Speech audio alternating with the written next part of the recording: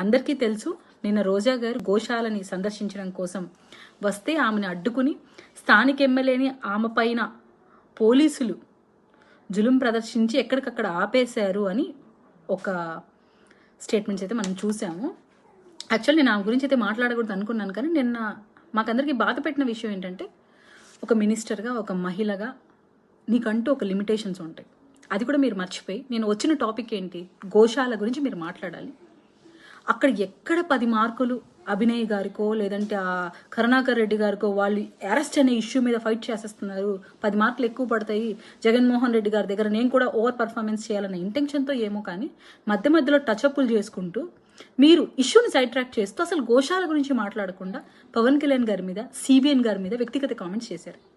మీరు ఒక మహిళగా, ఒక తల్లిగా గతంలో ఒకసారి మాట్లాడున్నారు. మీరు మీ బాబుకు కారు కొనిస్తే దాన్ని బాగా ట్రోల్ చేశారని లిటరలీ మీరు ఏడ్ చేశారు. నాకు అది బాగా గుర్తుకుంది, ఎందుకంటే నేను ఒక మహిళని కాబట్టి, ఒక తల్లిని కాబట్టి నాకు ఆ పెయిన్ తెలుసు. సో మీ మీద ట్రోల్ చేస్తే మీకు అంత బాధ వేసినప్పుడు మీరు నిన్న 2 రోజుల కిందట మీరు మార్క్ శంకర్ అనే బిడ్డ పైన ట్వీట్ వేశారు.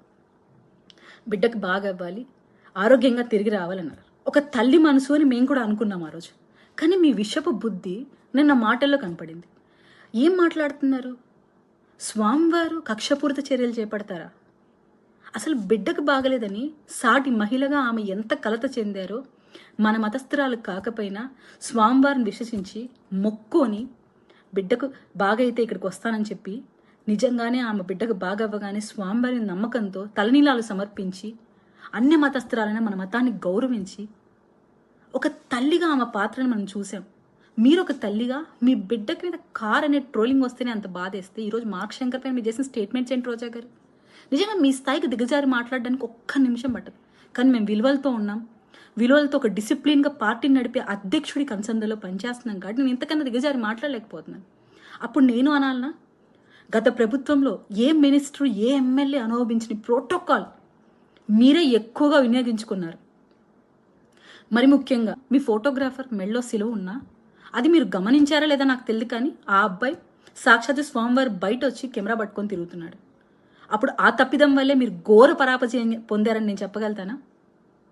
లేదు, మీ అధ్యక్షుడు ఏకంగా స్వామివారి సెట్నే వాళ్ళ భార్య కోసం తాడేపల్లి ప్యాలెస్లో వేయించుకున్నాడు. ఆ సెట్ వేసినందుకే షెడ్ మూసుకొని పోయాడని నేను చెప్పగలుగుతానా? అమరావతి రైతుల కన్నీరు, ఆక్రందనే మీ నాశనానికి కారణమైందని చెప్పమంటారా? అసలు ఇటువంటి అన్నెసరీ కామెంట్స్ మనం ఎందుకు చేస్తున్నాం?